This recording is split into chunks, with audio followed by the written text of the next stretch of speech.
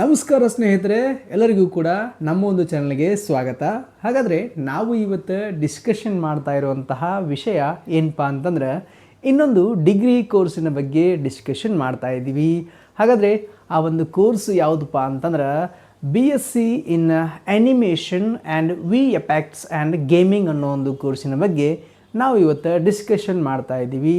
ಹಾಗಾದರೆ ಇದರೊಳಗಡೆ ನಾವೇನೆಲ್ಲ ಕವರ್ ಮಾಡ್ತಾ ಇದ್ದೀವಿ ಅಂತಂದ್ರೆ ಈ ಒಂದು ಕೋರ್ಸ್ ಅಂತಂದ್ರೆ ಏನು, ಅದರ ಜೊತೆಗೆ ಈ ಒಂದು ಕೋರ್ಸಿನ ಎಲಿಜಿಬಿಲಿಟಿ ಏನು, ಈ ಒಂದು ಕೋರ್ಸಿನ ಡ್ಯೂರೇಷನ್ ಏನು, ಈ ಒಂದು ಕೋರ್ಸಿನ ಫೀ ಸ್ಟ್ರಕ್ಚರ್ ಏನು, ಅದರ ಜೊತೆಗೆ ಈ ಒಂದು ಕೋರ್ಸ್ ಒಳಗಡೆ ನಾವೇನೆಲ್ಲ ಸಬ್ಜೆಕ್ಟ್ ಅಥವಾ ಸಿಲೆಬಸನ್ನು ಕಲಿತೀವಿ, ಅದರ ಜೊತೆಗೇ ಈ ಒಂದು ಕೋರ್ಸನ್ನು ಮುಗಿಸಿದ ಮೇಲೆ ನಮ್ಗೆ ಏನೆಲ್ಲ ಜಾಬ್ ಅಪಾರ್ಚುನಿಟೀಸ್ಗಳಿರ್ತಾವೆ, ಇದರ ಸ್ಯಾಲ್ರಿ ಸ್ಕೇಲ್ ಏನು, ಅದರ ಜೊತೆಗೇ ಈ ಒಂದು ಕೋರ್ಸನ್ನು ಮಾಡಿದ ಮೇಲೆ ನಮಗೇನಾದರೂ ಹೈಯರ್ ಎಜುಕೇಷನ್ ಇದೆಯಾ ಅಥವಾ ಈ ಒಂದು ಕೋರ್ಸಿನ ಫೀ ಸ್ಟ್ರಕ್ಚರ್ ಏನೆಲ್ಲ ಇರ್ತದೆ ಅಂತೇಳಿ ಇನ್ನು ಡೀಟೇಲಾಗಿ ನಿಮ್ಗೆ ವಿತಿನ್ 10 ಮಿನಿಟ್ಸ್ ಒಳಗಡೆ ಹೇಳುವಂಥ ಪ್ರಯತ್ನನ ಮಾಡ್ತಾ ಹೋಗ್ತೀವಿ. ಹಾಗಾದರೆ ಯಾರೆಲ್ಲ ವಿದ್ಯಾರ್ಥಿಗಳು ನಮ್ಮ ಒಂದು ಚಾನಲ್ಗೆ ಹೊಸದಾಗಿ ವಿಸಿಟ್ ಮಾಡಿದಿರಿ, ನಮ್ಮ ಚಾನಲ್ನ ಸಬ್ಸ್ಕ್ರೈಬ್ ಮಾಡೋದನ್ನು ಕೂಡ ಮರಿಬೇಡಿ. ಅದೇ ರೀತಿ ಈ ಒಂದು ವಿಡಿಯೋನ ಕಂಪ್ಲೀಟಾಗಿ ನೋಡಿ. ಓಕೆ, ಸೊ ಮೊದಲಿಗೆ ಈ ಒಂದು ಕೋರ್ಸು ಯಾವುದರ ಮೇಲೆ ಬ್ಲೆಂಡ್ ಆಗಿರ್ತೈತಿ ಅಥವಾ ಈ ಒಂದು ಕೋರ್ಸ್ ಅಂತಂದ್ರೆ ಏನಂತೇಳಿ ನೋಡ್ತಾ ಹೋಗೋಣ.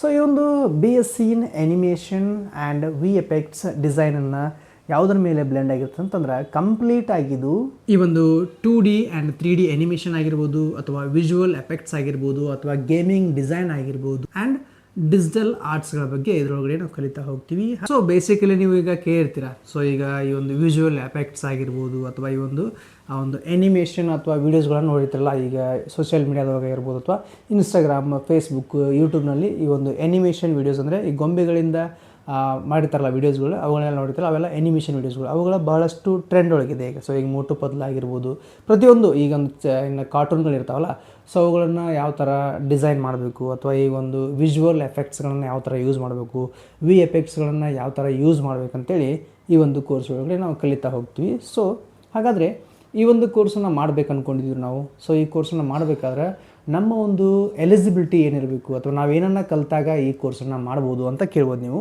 ಸೊ ಇದರ ಎಲಿಜಿಬಿಲಿಟಿ ಬಂದುಬಿಟ್ಟು ನಾವು PUC ಒಳಗಡೆ ಪಾಸ್ ಆಗಿರಬೇಕು. ಯಾವುದೇ ಸ್ಟ್ರೀಮನ್ನು ತೊಗೊಂಡಾಗೂ ಕೂಡ ನಾವು ಈ ಒಂದು ಕೋರ್ಸನ್ನು ಮಾಡ್ಬೋದು.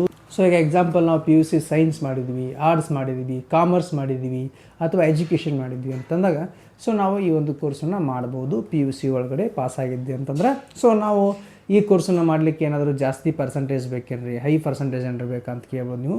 ಸೊ ಇದಕ್ಕೆ ಮಿನಿಮಮ್ ಪರ್ಸೆಂಟೇಜ್ ನೀವು PUC ಒಳಗಡೆ 40ಇಂದ 45 ತೊಗೊಂಡಿದ್ರೆ ಸಾಕು, ಈ ಕೋರ್ಸನ್ನು ನೀವು ಮಾಡಬಹುದು. ಓಕೆ, ಅದಾದಮೇಲೆ ನೆಕ್ಸ್ಟ್ ಬರೋದೇನಪ್ಪ ಅಂತಂದ್ರೆ ಈ ಒಂದು ಕೋರ್ಸನ್ನು ಮಾಡ್ಬೇಕು ಅಂದ್ಕೊಂಡಿದ್ದೀರಿ ನಾವು. ಸೊ ಈ ಕೋರ್ಸಿನ ಡ್ಯೂರೇಷನ್ ಎಷ್ಟು ವರ್ಷ ಇರ್ತೈತೆ ರೀ ಅಂತ ಕೇಳ್ಬೋದು ನೀವು.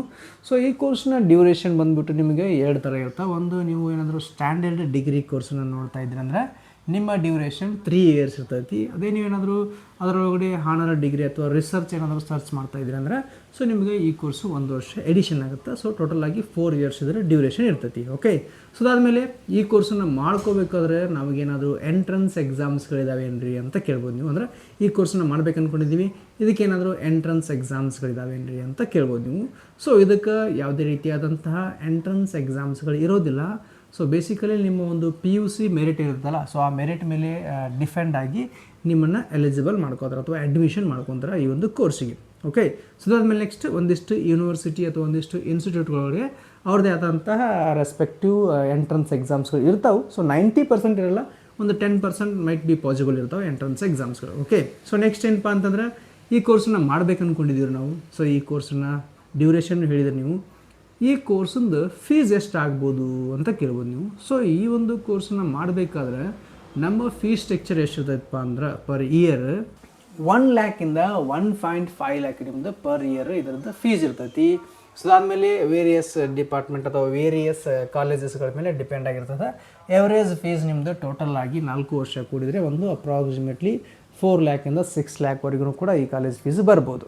ಓಕೆ, ಸೊ ನೆಕ್ಸ್ಟ್ ಏನಪ್ಪ ಅಂತಂದ್ರೆ ಈ ಕೋರ್ಸಿನ ಡ್ಯೂರೇಷನ್ ಹೇಳಿದ್ರಿ, ಈ ಕೋರ್ಸಿನ ಫೀ ಸ್ಟ್ರಕ್ಚರ್ನು ಹೇಳಿದ್ರಿ. ಈ ಒಂದು ಕೋರ್ಸನ್ನು ಮಾಡಿದಾಗ ನಾವು ಏನೆಲ್ಲ ಸಬ್ಜೆಕ್ಟ್ ಆಗಿರ್ಬೋದು ಅಥವಾ ಏನೆಲ್ಲ ಟಾಪಿಕ್ಸ್ಗಳಾಗಿರ್ಬೋದು ಅಥವಾ ಏನೇನು ಡಿಸೈನಿಂಗ್ ಕಲಿತೀವ್ರಿ ಅಂತ ಕೇಳ್ಬೋದು ನೀವು. ಸೊ ಇದರೊಳಗಡೆ ಬೇಸಿಕಲಿ ಏನೆಲ್ಲ ಕಲಿತೀವಿ ಅಂತಂದ್ರೆ ನಾವು ನಿಮಗೆ ಇಲ್ಲಿ ಕಂಪ್ಲೀಟ್ ಆಗಿ ಒಂದು ಡಿಸೈನಿಂಗ್ ಆಗಿರ್ಬೋದು ಅಥವಾ ಆ್ಯನಿಮೇಷನ್ ಆಗಿರ್ಬೋದು ಅಥವಾ ವಿ ಎಫೆಕ್ಟ್ಸ್ನ ಯಾವ ಥರ ಮಾಡ್ಬೋದು ಅಥವಾ ಆ ಒಂದು ಗೇಮ್ಗಳನ್ನು ಯಾವ ಥರ ಡಿಸೈನಿಂಗ್ ಮಾಡ್ಬೋದು ಅಥವಾ ಕಾರ್ಟೂನ್ಸ್ಗಳನ್ನು ಯಾವ ಥರ ಡಿಸೈನಿಂಗ್ ಮಾಡ್ಬೋದು ಅದನ್ನೇ ಇದರೊಳಗಡೆ ಕಲಿಸ್ತಾ ಹೋಗ್ತಾರೆ. ಹಾಗಾದರೆ ಮೊದಲಿಗೆ ನಾವು ಏನೆಲ್ಲ ಕಲಿತೀವಿ ಅಂತಂದರೆ ಇಲ್ಲಿ ಫೌಂಡೇಶನ್ ಅಂತ ಬರ್ತದೆ ನಿಮಗೆ. ಸೊ ಫೌಂಡೇಶನ್ ಒಳಗಡೆ ನಾವು ಏನೆಲ್ಲ ಕಲಿತಾ ಹೋಗ್ತೀವಿ ಅಂತಂದ್ರೆ ಫೌಂಡೇಶನ್ ಆಫ್ ಡ್ರಾಯಿಂಗ್ ಅಂತ ಕಲಿತೀವಿ, ಅದಾದಮೇಲೆ ಸ್ಕೆಚಿಂಗ್ ಅಂತ ಕಲಿತೀವಿ, ಅದಾದಮೇಲೆ ಡಿಸೈನಿಂಗ್ ಅಂತ ಕಲಿತೀವಿ, ಅದಾದಮೇಲೆ ಕ್ಲಾಸಿಕಲ್ 2D ಆ್ಯನಿಮೇಷನ್ ಅಂತ ಕಲಿತೀವಿ. ಸೊ ಅದಾದಮೇಲೆ ನೆಕ್ಸ್ಟ್ ಬರೋದು ಏನಪ್ಪ ಅಂದ್ರೆ ನಮಗೆ ಇಲ್ಲಿ 3D and V effects line ಪೇಪ್ಲೆಟ್ ಅಂತ ಬರ್ತೈತಿ. ಸೊ ಅದರೊಳಗೆ ನಾವೇನೆಲ್ಲ ಕಲಿತೀವಿ ಅಂದರೆ ಈ ಒಂದು 3D ಮಾಡೆಲಿಂಗ್ ಅಂತ ಕಲಿತೀವಿ, ಟೆಕ್ಸ್ಟೈಲಿಂಗ್ ಲೈಟ್ಸ್ಗಳನ್ನ ಕಲಿತೀವಿ, ಅದಾದಮೇಲೆ ರಿಗ್ಗಿಂಗ್ ಅಂತ ಕಲಿತೀವಿ, ಅದಾದಮೇಲೆ ಕ್ಯಾರೆಕ್ಟರ್ ಆ್ಯನಿಮೇಷನ್ ಅಂತ ಕಲಿತೀವಿ, ಅದಾದಮೇಲೆ ಡೈನಮಿಕ್ಸ್ ಪ್ರಾಕ್ಟಿಕಲ್ ಸಿಮ್ಯುಲೇಷನ್ ಡಿಸೈನ್ಗಳನ್ನ ಇದರೊಳಗಡೆ ಕಲಿತಾ ಹೋಗ್ತೀವಿ. ಸೊ ಅದಾದಮೇಲೆ ನೆಕ್ಸ್ಟ್ ಏನೆಲ್ಲ ಕಲಿತೀವಿ ಅಂತಂದ್ರೆ ಗೇಮಿಂಗ್ ಮಾಡಲ್ಸ್ ಅಂತ ಬರ್ತೈತಿ. ಸೊ ಗೇಮಿಂಗ್ ಮಾಡಲ್ಸ್ ಒಳಗೆ ನಾವೇನೆಲ್ಲ ಕಲಿತೀವಿ ಅಂತಂದ್ರೆ ಗೇಮಿಂಗ್ ಮೆಕ್ಯಾನಿಕ್ಸ್, ಲೇಬಲ್ ಡಿಸೈನಿಂಗ್, ಆಮೇಲೆ ಎನ್ವೈರ್ಮೆಂಟಲ್ ಆರ್ಟ್ಸ್ಗಳನ್ನ ಕಲಿತೀವಿ, ಅದಾದಮೇಲೆ ರಿಯಲ್ ಡಿಸೈನ್ ಇಂಜಿನಿಯರಿಂಗ್ ಅಂತ ಕಲಿತೀವಿ. ಸೊ ಇವುಗಳನ್ನೆಲ್ಲ ಕಲಿತೀವಿ ಅಂತ ನಾವು ಈ ಗೇಮಿಂಗ್ ಮಾಡಲ್ಸ್ ಒಳಗಡೆ ಕಲಿತಾ ಹೋಗ್ತೀವಿ. ಓಕೆ, ಸೊ ನೆಕ್ಸ್ಟ್ ಏನು ಬರುತ್ತೆ ಅಂದರೆ ಇದರೊಳಗಡೆ ಒಂದಿಷ್ಟು ಸಾಫ್ಟ್ವೇರ್ ಥಾಟ್ಸ್ಗಳು ಬರ್ತಾವೆ ಇದರೊಳಗಡೆ. ಸೊ ಅವುಗಳನ್ನು ಕೂಡ ಇದರೊಳಗಡೆ ಕಲಿತಾ ಹೋಗ್ತೀವಿ. ಇನ್ನು ಇವೆಲ್ಲ ಸಬ್ಜೆಕ್ಟ್ಗಳಾಗಿರ್ಬೋದು ಅಥವಾ ಟಾಪಿಕ್ಸ್ಗಳಾಗಿರ್ಬೋದು ನಾವೇನೆಲ್ಲ ಕಲಿತೀವಿ ಅಂತೇಳಿ ಈ ಒಂದು ಕೋರ್ಸ್ ಒಳಗಡೆ. ಇನ್ನು ನೆಕ್ಸ್ಟ್ ಏನಪ್ಪ ಅಂತಂದ್ರೆ ಈ ಒಂದು ಕೋರ್ಸನ್ನು ಮುಗಿಸಿದ ಮೇಲೆ ನಮ್ಗೆ ಏನೆಲ್ಲ ಜಾಬ್ ಅಪಾರ್ಚುನಿಟೀಸ್ಗಳು ಅಥವಾ ನಾವೇನೆಲ್ಲ ಕೆಲಸ ಮಾಡ್ಬೋದು ಅಂತ ಕೇಳ್ಬೋದು ನೀವು. ಸೊ ನಿಮ್ಮ ಕೆಲಸಗಳು ಇಲ್ಲಿ ಕಂಪ್ಲೀಟಾಗಿ ಡಿಜಿಟಲ್ ಪ್ಲಾಟ್ಫಾರ್ಮ್ ಮೇಲೆ ಡಿಪೆಂಡ್ ಆಗಿರ್ತವೆ ಅಥವಾ ಈ ಒಂದು ಸಿನಿಮ್ಯಾಟಿಕ್ ಅಥವಾ ಒಂದು ವೀಡಿಯೋದೊಳಗಡೆ ಕಂಪ್ಲೀಟಾಗಿ ಡಿಪೆಂಡ್ ಆಗಿರ್ತವೆ. ಹಾಗಾದರೆ ನಾವು ಏನೆಲ್ಲ ಜಾಬ್ ಅಪಾರ್ಚುನಿಟೀಸ್ಗಳನ್ನ ಇದರೊಳಗಡೆ ನೋಡ್ಬೋದು ಅಂತ ಕೇಳ್ಬೋದು ನೀವು. ಸೊ ಇದು ನಿಮಗೆ ಕಂಪ್ಲೀಟಾಗಿ ಏನೆಲ್ಲ ಜಾಬ್ ಅಪಾರ್ಚುನಿಟೀಸ್ಗಳು ಬರ್ತಾವೆ ಅಂತಂದ್ರೆ ಮೊದಲಿಗೆ ನೀವಿಲ್ಲಿ film and television production companies ಒಳಗಡೆ ಕೆಲಸ ಮಾಡ್ಬೋದು, ಅದಾದಮೇಲೆ OTT ಪ್ಲಾಟ್ಫಾರ್ಮ್ ಒಳಗಡೆ ಕೆಲಸ ಮಾಡ್ಬೋದು, ಅದಾದಮೇಲೆ ವಿಡಿಯೋ ಗೇಮಿಂಗ್ ಡೆವಲಪ್ಮೆಂಟ್ ಸ್ಟುಡಿಯೋನ ಓಪನ್ ಮಾಡ್ಬೋದು, ಅದಾದಮೇಲೆ ಅಡ್ವರ್ಟೈಸಿಂಗ್ ಏಜೆನ್ಸಿ ಒಳಗಡೆನೂ ಕೂಡ ನೀವು ಕೆಲಸ ಮಾಡ್ಬೋದು, ಅದಾದಮೇಲೆ 3D ಆ್ಯಂಡ್ 2D ಆ್ಯನಿಮೇಷನನ್ನು ಕೂಡ ನೀವು ಮಾಡ್ಬೋದು, ಅದಾದಮೇಲೆ VFX ಆರ್ಟಿಸ್ಟ್ ಆಗಿನೂ ಕೂಡ ಕೆಲಸ ಮಾಡ್ಬೋದು ಈ ವಿಡಿಯೋದೊಳಗಡೆ ಅಥವಾ ಫಿಲ್ಮ್ ಒಳಗಡೆ ಅಥವಾ ಈ ಒಂದು ಶಾರ್ಟ್ ಫಿಲ್ಮ್ ಅಥವಾ ರೀಲ್ಸ್ ಒಳಗಡೆ ಏನೇ ಇರಲಿವು. ಸೊ ಅದರೊಳಗಡೆ ನೀವು VFX ಆರ್ಟಿಸ್ಟ್ ಆಗಿನೂ ಕೂಡ ಕೆಲಸ ಮಾಡ್ಬೋದು. ಅದಾದಮೇಲೆ ಈ ಒಂದು 3D ಆ್ಯನಿಮೇಷನ್ ವೀಡಿಯೋಸ್ಗಳಾಗಿರ್ಬೋದು ಅಥವಾ 2D ಆ್ಯನಿಮೇಷನ್ ವೀಡಿಯೋಸ್ಗಳಾಗಿರ್ಬೋದು ಅವುಗಳನ್ನು ಕೂಡ ನೀವು ಕ್ರಿಯೇಟ್ ಮಾಡ್ಬೋದು. ಅದಾದಮೇಲೆ ನೆಕ್ಸ್ಟ್ ಏನು ಮಾಡ್ಬೋದು ಅಂತಂದ್ರೆ ನೀವು ಗೇಮ್ ಡಿಸೈನಿಂಗ್ ಆಗಿರ್ಬೋದು, ಲೆವೆಲ್ ಡಿಸೈನಿಂಗ್ ಆಗಿರ್ಬೋದು, ಅದಾದಮೇಲೆ ಕ್ಯಾರೆಕ್ಟರ್ ಮಾಡೆಲ್ಸ್ಗಳಾಗಿರ್ಬೋದು, ಅದಾದಮೇಲೆ ಈ ಒಂದು ಮೋಷನ್ ಗ್ರಾಫಿಕ್ಸ್ ಡಿಸೈನರ್ ಆಗಿನೂ ಕೂಡ ಕೆಲಸ ಮಾಡ್ಬೋದು. ಈ ಥರ ನಿಮಗೆ ಹಲವಾರು ಜಾಬ್ ಅಪಾರ್ಚುನಿಟೀಸ್ಗಳು ಈ ಒಂದು ಕೋರ್ಸನ್ನು ಮುಗಿಸಿದ ಮೇಲೆ ಇರ್ತಾವೆ. ಸೊ ಇದು ಜಾಬ್ ಅಪಾರ್ಚುನಿಟೀಸ್ ಆಯಿತು.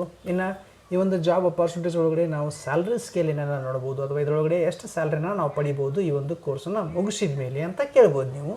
ಸೊ ಇದರ ಸ್ಯಾಲ್ರಿ ಸ್ಕೇಲ್ ಬಂದುಬಿಟ್ಟು ಅಪ್ರಾಕ್ಸಿಮೇಟ್ ನೀವು ಫ್ರೆಷರ್ ಆಗಿ ಜಾಯ್ನ್ ಆದಾಗ 6 lakh to 12 lakh per annum ನೀವು ಸ್ಯಾಲ್ರಿನ ತೊಗೋಬೋದು. ಅದಾದಮೇಲೆ ನಿಮ್ಮ ಸ್ಕಿಲ್ ಅಥವಾ ನಿಮ್ಮ ಡಿಸೈನಿಂಗ್ ಸ್ಕಿಲ್ ಆಗಿರ್ಬೋದು ಅಥವಾ ನೀವು ಆ ಒಂದು ಕೆಲಸನ ಯಾವ ಥರ ಎಕ್ಸ್ಪೀರಿಯೆನ್ಸಿಂದ ಮಾಡ್ತಿರಲ್ಲ ಸೊ ಅದ್ರ ಮೇಲೆ ಡಿಪೆಂಡ್ ಆಗಿ ನಿಮ್ಮ salary approximately 12 to 15, 16 per annum ನಿಮ್ಮದು ಈ ಥರ ಸ್ಯಾಲ್ರಿ ಇನ್ಕ್ರೀಸ್ ಆಗುವಂಥ ಸಾಧ್ಯತೆಗಳು ಭಾಳಷ್ಟು ಇರ್ತಾವೆ.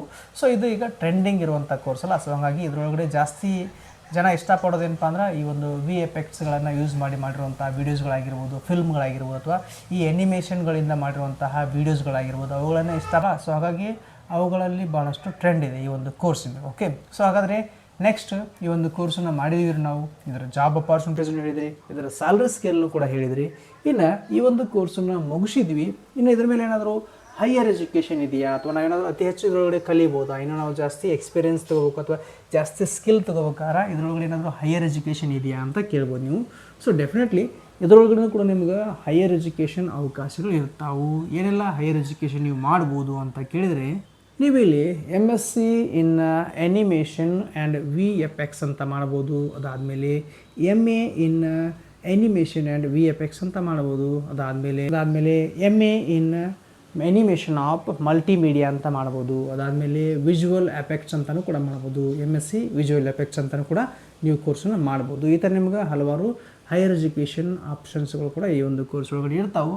ಸೊ ವಿದ್ಯಾರ್ಥಿಗಳೇ ನೋಡಿದ್ರಲ್ಲ, ಇದು ನಿಮ್ಗೆ ಕಂಪ್ಲೀಟ್ ಇನ್ಫಾರ್ಮೇಷನ್ ಅಬೌಟ್ ಈ ಒಂದು BSc in animation VFX and gaming design ಅನ್ನೋ ಒಂದು ಕೋರ್ಸಿನ ಬಗ್ಗೆ ಯಾರೆಲ್ಲ ವಿದ್ಯಾರ್ಥಿಗಳು ಈ ಒಂದು ಆ್ಯನಿಮೇಷನ್ ಅನ್ನೋ ಕೋರ್ಸ್ ಆಗಿರ್ಬೋದು ಅಥವಾ VFX ಅನ್ನೋ ಒಂದು ಕೋರ್ಸ್ ಆಗಿರ್ಬೋದು ಯಾರೆಲ್ಲ ಸರ್ಚ್ ಮಾಡ್ತಾ ಇರ್ತಾರಲ್ಲ ಅವರಿಗೂ ಕೂಡ ಈ ಒಂದು ವಿಡಿಯೋನ ಶೇರ್ ಮಾಡಿ. ಅದೇ ರೀತಿ ಯಾರೆಲ್ಲ ಈಗ ನಮ್ಮ ಒಂದು ಚಾನಲ್ ಒಳಗಡೆ ಈ ವಿಡಿಯೋನ ನೋಡ್ತಾ ಇದ್ರಲ್ಲ ಸೊ ನಮ್ಮ ಒಂದು ವಿಡಿಯೋನ ನೋಡಿ ಅದರ ಜೊತೆಗೇ ನಮ್ಮ ಚಾನಲ್ನ ಸಬ್ಸ್ಕ್ರೈಬ್ ಮಾಡೋದನ್ನು ಕೂಡ ಮರಿಬೇಡಿ, ಈ ವಿಡಿಯೋನ ಲೈಕ್ ಮಾಡೋದು ಕೂಡ ಮರಿಬೇಡಿ.